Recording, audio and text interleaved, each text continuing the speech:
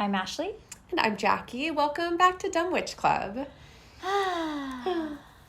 Hi. Let's jump right into it today. Okay. Do you want to do some cards? I do. I want to do some cards, and I want to get into our new sign Whodis Taurus edition episode. Oh, Taurus. Mm-hmm. What? Holla. But before we do that, I feel like I need to know what type of energy to bring to this episode. Because Taurus is complicated for us. Yeah. And I feel like this could go either way. Yeah, it could. So I need to know which way it should go. Yeah, I love that. I brought the Seasons of the Witch Beltane Oracle deck. Love. Yeah, I wanted some just warmth and some vibrancy and some, what does it say on the back here? Growth, creativity, abundance. I don't know. All of those things sounded good. I want it. I liked it for us. I dug it for us. So let's see what we can bring to this. Seasons of the Witch decks never do us wrong, I feel. I know. I love them. I love them too. Not that we have decks that do us wrong, but you know what I mean. No, yeah, but yeah, there's just vibes. There's just vibes with certain ones. I know. Alrighty. What do we get? Ooh, she says sacred waters. Oh. Drunken by the swell of the sea, I can feel the blanket of her embrace. Unafraid of the presence releasing the cords, I call her in. I call her deeply within. And the art, it's a woman, and I guess it's sort of like she's in the water, but it's almost like she's falling through the sky, too. Mm-hmm. But she looks like comfortable and like relaxed and sort of surrendering to that, sort of being enveloped by this sort of, watery, but there's kind of like leaves and... Yeah, like little like lily pads and stuff like that. Yes. So I think my take on this, specifically for the purpose that I sort of asked this deck to give us insight on in this moment, is maybe we need to go deeper with Taurus. Yeah. Maybe we need to focus on what's underneath. Maybe, yeah. I also got maybe we need to bring just some like watery kind of, water energy to this topic and just kind of like be a little bit more open and a little bit more go with the flow. So a little bit of compassion. And a little bit of flow. Okay. It matches our vibe too. Like it does. Our aesthetic vibe right now. It does. If you're watching this and not listening to this and you can see us, it matches our vibe. Yes. And also if you're listening and not watching, you should watch. You should watch. There's a lot to see. Lots to see. Lots of outfits. Lots of changes. So. Yeah. It's fun. Anyway, I mean, not changes per episode, but... Right. Not at that level. No, not yet. One day. Quick change artists, we like duck under here. Oh man, or like those magician people, like that's their act is like they like have those revealing those dresses dropping down from like a mini skirt and like then it turns into a ball gown or something. Amazing. I know. It's so cool. So there's like these sort of big Bob Mackie type of like costume. I know, obsessed. Genius. Right. Amazing because well, anyways, I'll say it when I get later in this episode. Okay, so we are just jumping ahead of ourselves, but I think that's a good thing. I'm feeling excited and energized. So as I said, we are talking in our new sign, Whodis series. We are up to Taurus season. I can't believe we're here. I cannot believe that we are here. Yeah. Yeah, it's crazy. Time's flying. Yeah, time is flying.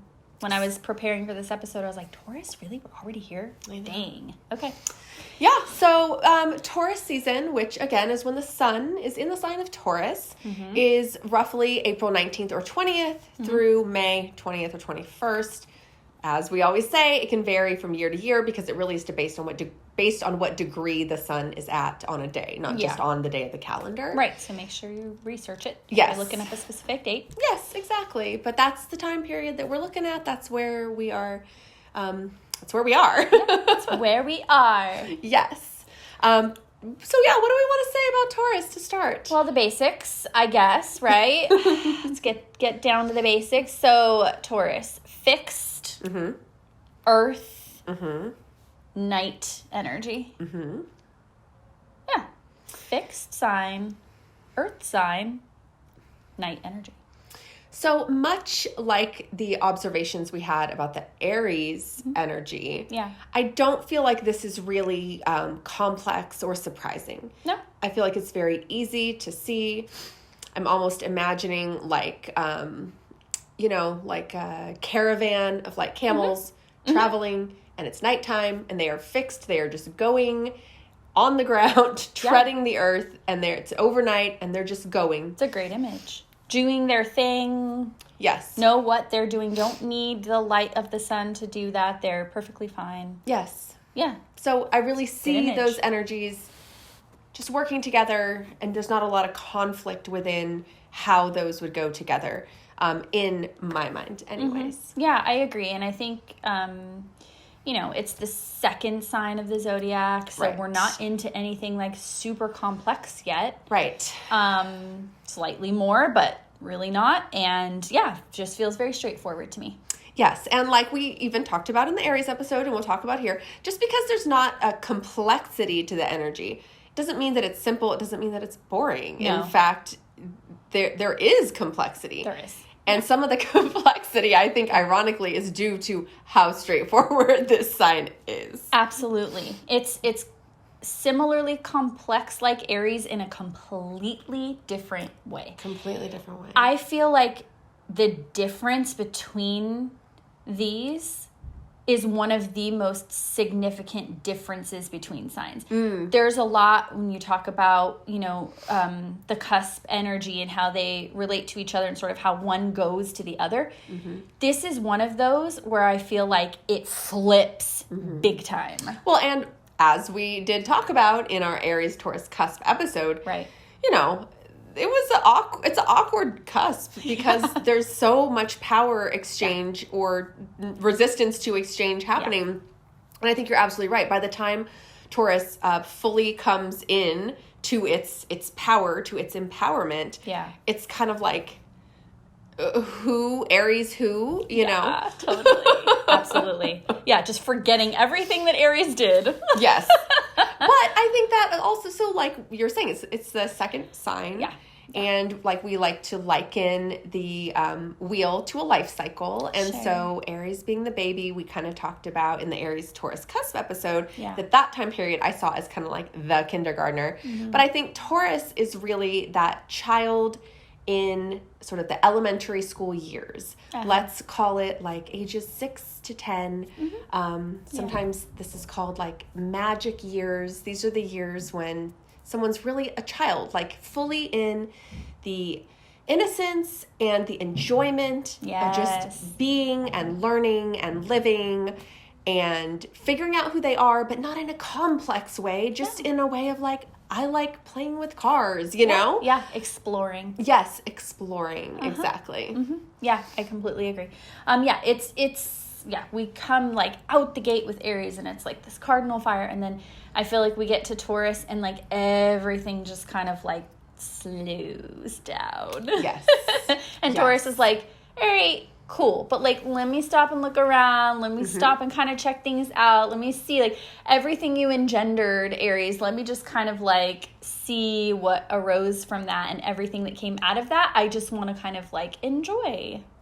Yes, and I love this too because again, speaking of the sort of human development cycle, not to give, all of the accolades about everything to Sigmund Freud, very problematic in a lot of ways, through a modern lens. But it's like he had that description of a latency period. Yeah. It was like the time period of childhood where you were not in puberty, so you didn't have like those kind of like drives or like sexual concerns. And you weren't in the like young, like, potty training, like intense developments of skills age. So this is called it a latency period. And it was about that age from 6 to 10. Yeah. And it's kind of like just a time of being free to enjoy things. And side note, Freud was a Taurus, so. Oh, I didn't know that. I know. Oh, that's interesting. Yeah. Yes. And makes a lot of sense, actually, when you think about it. Really does. Actually really does. Yes.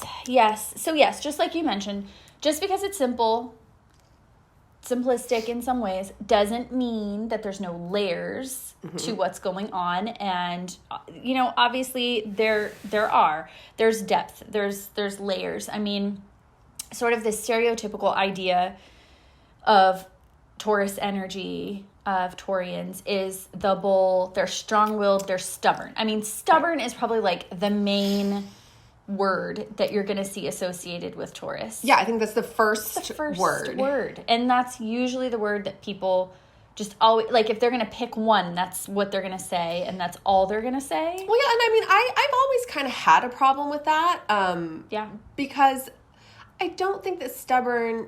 Look, there's a way for that to be a skillful version of being, like, steadfast. Yes. But the word stubborn itself, I think, has a negative connotation. It does. And I've never cared for that as a description of somebody. Neither have I, because I feel like... Whether they're a Taurus or not, you know? Right. And because I feel like it implies that there is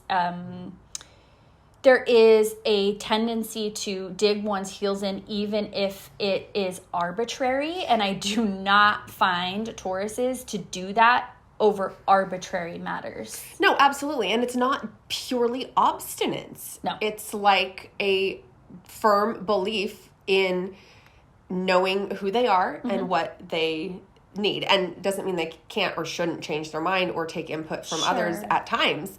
Yeah. But it's really coming from a place of like, no, I'm sure about this. Yeah, exactly. I've done what I need to do to process this, and I'm really sure about this. Mm-hmm. Yeah, there's so much more to Tauruses than just that side. And I feel like there is this... I think sometimes... I get why sometimes people focus on that, and they maybe don't kind of see it a little bit more...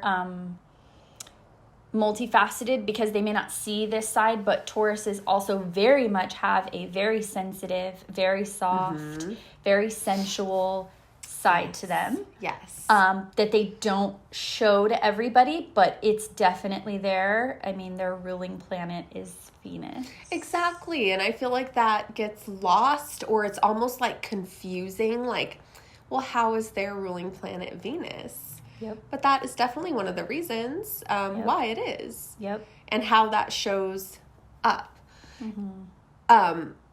Yeah, I think also, I was going to say, like, Taurus has a lust for life. Oh, yeah. And a lust for existence. Oh, yeah. And this is the other Venus connection. Yes. Is this, and it kind of is still that childlike sense of just really enjoying things. Oh, yeah. And doesn't mean that it doesn't mean that they only focus on that. No.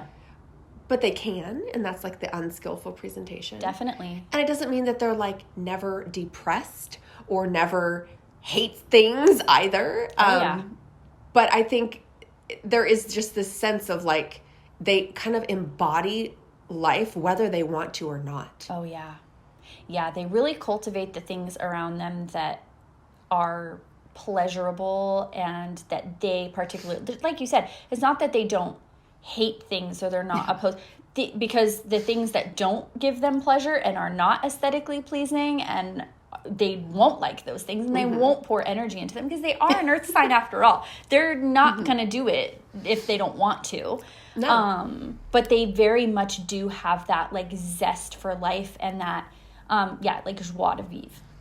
And it doesn't have to, again, look how you think. It doesn't mean like, oh, this is the person who's like eating fine dining and only wants the best wine and must travel first class. Like, look, what it could look like that, right? It could. But that's not really what it is. It's like whatever music that they like they love it. They listen to it like full volume all the time, as they know all the lyrics, like whatever that is for them, if it's music, if it's whatever, they like are fully invested in that. Yes, and very loyal to what that is. Very loyal. Like if they have a favorite, whether that be like a candy or a meal or a place or whatever, they're very loyal to that. Sometimes to a fault if like that slightly changes. If they dare, you're like, they dare have to you change experienced that. this with people you know? Perhaps.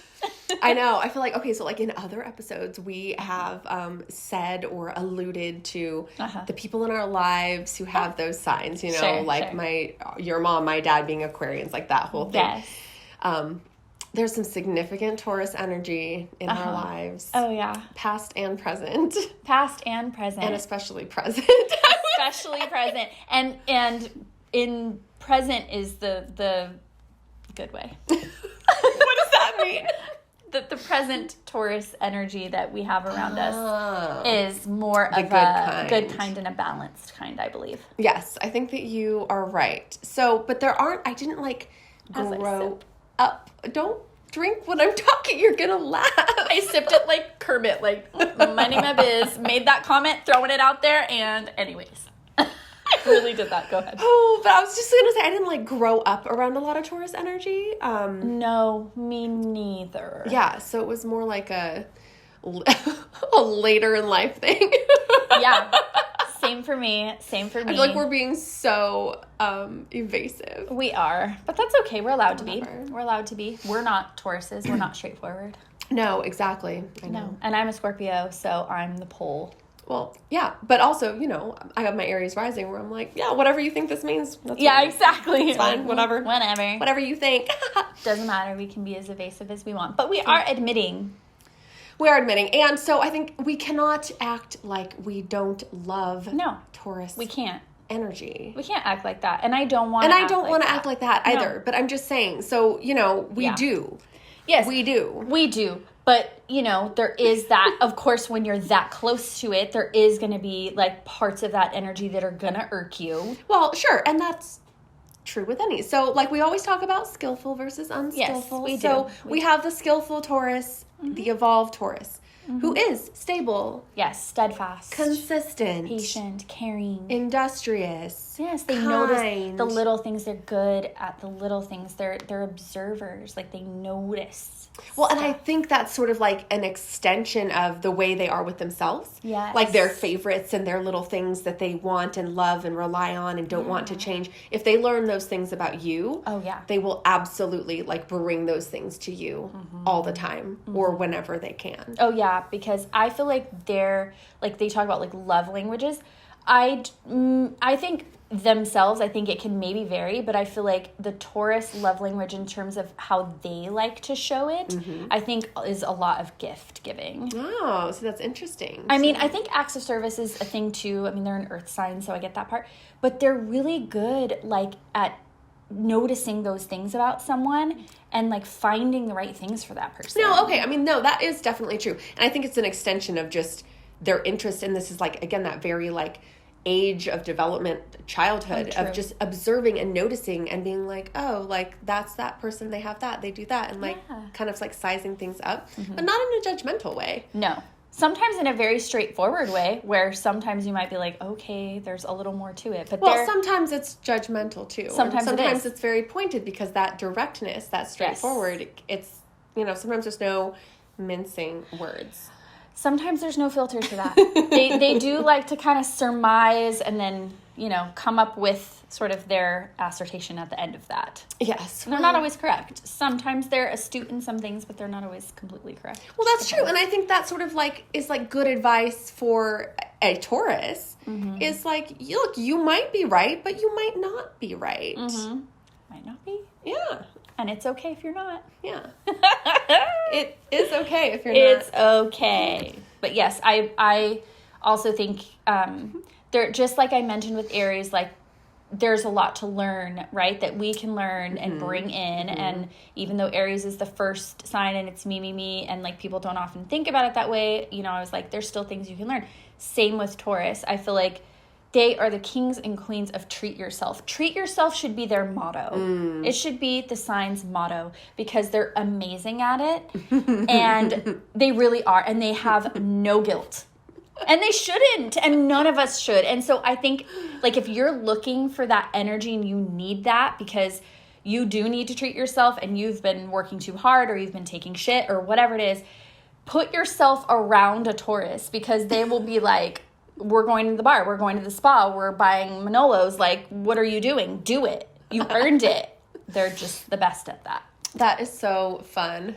I know. It's really fun. It honestly is super fun because they allow you to do that. Well, and I think it's nice to point out, because I think just that stubborn connotation from the beginning, it really can seem like Tauruses are not very fun. Oh, I know. They're like a stick in the mud. They're like a bull. They're like a stubborn. They just do, and it could seem like they're grumpy or something. I don't know, just like that type of stuff. And again, like that unskillful version can be stubborn and passive and sort of self-indulgent, like you're saying, but like in too much of a way, almost like a narcissistic kind of a way. Absolutely. I also think it's interesting that they can really like let their appetite, that lust for life, let that get out of hand. Oh, they totally can. They can really let themselves be overrun by just extremes. Yeah. And that can go obviously towards like positive direction, or it can go towards negative directions. Yeah, and I think it's sometimes hard for them to navigate over those lines. Totally. Totally. And I get that. And I think it's, I think it's a little bit of like internal conflict too, because it's, they are earth signs, they are workers, they really are. Yes. And that's interesting too, because I think they are the builder, the architect, the fixer. Yes, the fixer. That's so valid. And they're also the natural. I feel like the Taurus is those things effortlessly. Oh, very much so. And sometimes they can also go too far with that, where they are giving too much of other people. Oh, that's very true. Where they are like wanting too much for other people to feel cared about, that they end up neglecting themselves. And then they can be resentful. Exactly, because they're not actually like that free kind of like treat yourself that you were talking about. Yes. If they're not doing that because like they're too much in service of others or whatever, like I think that can be very depressing and sad. Totally, because they are the most reliable people. Yes. Like reliability is them to a T. Like they are the calm in the storm. There's a crisis. If you have a Taurus around, they will handle it. Whatever needs to be done, they'll handle it with grace. They'll figure out what to do. But I think, it's just like one of those things when, in a system, like in a family system or another kind of group, maybe work or something like that, when there's a person who always does show up that way, what do we do in, this capitalistic society and everything? We require more out of that person, and we put more on that person's plate, and we say they have to do it perfect every time, and well, we rely on you to do this because this other person just like always disappoints us, but you always come through. And I think they are capable and they are good at it, but it very much can, get to that place where they're like, how can I break free of having this role and like actually take care of myself? Because they really genuinely want to do that too. Yes. No, and I think they actually need it. I mean, we could say we all need it, but they actually really do. And I think if you're around unevolved people or like toxic situations where you're really just being taken advantage of, like that's not okay. And that is a sure way to like squash a Taurus's energy. Is to put them in that place of like all the responsibility. And sometimes they can contribute to putting themselves in that place too. Yeah, because they can take pride in being reliable and showing up and being the person that is always going to get it done. But, again, extremes, got to be careful of that. Yeah, and sometimes they really want to control it. Because they know that if they just continue to do it, right? Like, well, it'll get done right. It'll get done right, and I can just, manage this. But then things get unmanageable. And then, like you said, like then that shadow side can come in with the excess, with substances or other things where then they're turning to that, like, Venusian, like, escapism. Exactly. Rather than an actual enjoyment. Now it's toxic. Yes. No, exactly. So I just feel like, once again, like if you have a Taurus in your life or if you are a Taurus, like be gentle, be compassionate, like don't take advantage of these qualities, Yeah, because you'll or let yourself be taken advantage of for them. Right, because you're capable and you're strong, or, they're capable and they're strong and everything, but they need a lot of time for self-care. They need to have care from others. They need people to kind of crack through that sort of tough outer shell. Yes, and they will soak it up. They really will. If they let themselves. Yeah, they really will. Yeah. I feel like they're very affectionate. I think that's an underrated quality of Taurus. And it's that physicality too. Yes, that physicality. And I don't think sometimes they always know it until they're with someone who allows them to be that way, or like fosters that with them. Yes, absolutely. And then they realize like how much they actually like it. And yeah, it's something that I love about them. Like every Taurus I know, besides the important ones, and obviously they are, everyone I know is like very like, yes, like very huggy and very touchy and cuddly and like, oh yeah, it's nice. It's such a nice aspect. Last couple little like sort of pieces of advice, if you will. Yeah. If you have a Taurus in your life, I have 2 points on dealing with them. Oh, I love this advice. One of them, and I rarely give advice. One of them, which we were joking about earlier, is if you have a Taurus in your life, just feed them. Oh yeah, it's such a Just good feed idea. them. Look, we all need to eat. We all need nutrition. We all need nourishment. Just feed them. Oh yeah. Don't let them get hungry. You know? No, they It's get really hangry. important. Yeah, absolutely. It's a hanger problem. Yes, no, for sure. So it's like a way to take care of them, you know? Yes. And my other little slight piece of advice is don't push them. Just plant seeds. Yeah, that's a Be really patient. good piece of advice. It's an earth sign. You plant the seed, they'll grow the seed. Yeah. Honestly, that is stellar advice. Because I really do feel like Tauruses are more amenable than people give them credit for. I think they just need to process things differently. And I'm going to say it. It's a little bit of a hot take, but I'm going to say it. I think that they're a little bit more of a balanced earth sign. When I think about Capricorn and Virgo energy, I feel like they're a little bit more balanced. I feel like they are not as obsessive and they can actually take a step back and evaluate, but it has to be done at their own pace. So very good advice of just like planting the seed and waiting and letting them figure it out. I feel like they have to do it at their own pace, but I feel like they know themselves really well and they're really introspective. So I think that they'll take that in and they'll get there. They really, I feel like they model that. That's something else that you can learn from Taurus energy is to tap into that inner strength and like knowing yourself. And they don't take like offense to stuff like very easily. Like they'll maybe not like accept it right away or even show you that they're thinking about it, but they are.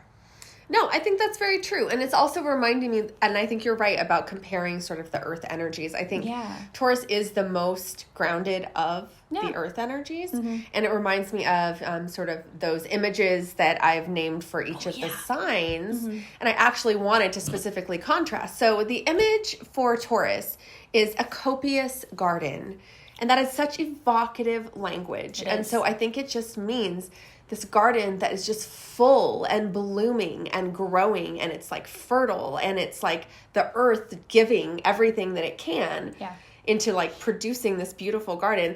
And just to contrast that with, and I'm only going to name the image that's already been named in a previous episode, the Capricorn episode, that image was a mountain peak. Right. And I feel like obviously very earth, but like very different earth. Very different earth. Yes. Yeah, and I think that you're so right about like the evocative imagery there, because I think there's so many layers to that. It's like, you know, Tauruses are really good at sort of, you know, they, like I said, they are workers. They really are. They're hard work. Well, I would say they work smart. They don't want to work super hard. They want to work smart. Yeah, well, and they will get done whatever it is. And they will. And I think like they contribute to that garden, but not only that, they also enjoy the fruits of that. So it's like I both love that. sides to that image. Yeah, that's great. It's a good image. No, that's very, very good. I know we are getting close to the revelation of the social media. But before that, I do want to name some famous Taurus Taureans, I guess is the word. Do. So I know, like, I felt like really bad, unfortunately, in the Aries Taurus cusp episode, like naming some really problematic historical figures that were born within that cusp. Yeah. So I have a few more to add to that, unfortunately, who are actually in the full-on Taurus period. So those would be Saddam Hussein. Oh, Jesus. Niccolo Machiavelli. And Karl Marx. So, you know, maybe a little bit better, but still a very extreme person. Yeah, like extreme for sure. Yes, definitely. Yeah, so I just thought it was so weird. Like there's this like these really powerful, like power hungry in some cases. Anyway, so just wanted to name those. Yeah. As far as modern people, I love this. There's a trio of single name females Oh. who are Tauruses. This would be Cher. Love. Oh, that makes so much sense. Adele. Oh, love her. Lizzo. Okay. Yeah, because Lizzo talks about it, Hello. and I freaking love her. I know. Amazing. Single names. That's I just so thought great. That was amazing. They're like, I don't need it anymore. This is who I am. Exactly. They're like, you see it. You see who I am. Again, all very different energies, very different women. Obviously, all in the music industry, highly successful, all that stuff. Yeah. But I think they really, each of them in their own unique way, embody so much of this powerfulness, Yes. this owning themselves. Their sexuality, sensuality. Yes, exactly. Yes. But also like this kindness and this kind of relatability in a lot of ways. Even Cher. Oh, yeah. So relatable, even though like how could any of us even pretend that we could relate to this like goddess? But we do. We feel like we can, you know? And Yeah, I she's think very down to earth. definitely, like, despite totally being like a goddess. I know. So. Agreed. Adele too. Adele is so, like, obviously don't know her personally, but just seeing her interviews and things like that, she's so down to earth and so relatable and approachable, and yet just like this amazing talent. And Lizzo, get out of here. Like, get out of here. I mean, the talent, and obviously they're creative. I mean, they're ruled by Venus. They're creative people. Yes. No, and that was something I actually wanted to mention just generally about Taurus too. They're super creative, super aesthetic, super artistic. Oh, yeah. But not always in like a flamboyant, showy way. Although I think Liberace was also a Taurus. So it can there's be that. in a flamboyant, showy way. But I feel like a lot of times it's more in this like workhorse kind of way. Yes. You know? Yes, very much so.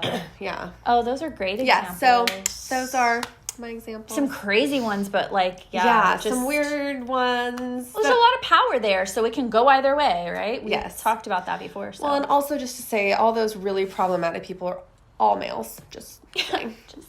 Just saying. Just adding that. You do with that what you will. Facts are facts. Facts baby. are facts. A Taurus would agree with that. Facts are facts. That's right. Love that. Yes. Okay, so. All right. Is it ready to unveil? I think it's ready. I'm ready.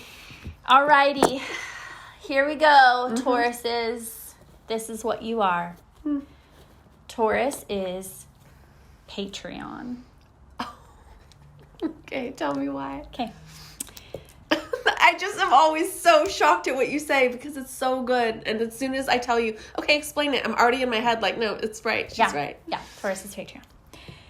Ruled by Venus, we just discussed this. Money, money, money. Exactly. Planet of love and beauty, but also financial prosperity and materialistic comforts. That is Venus to a T.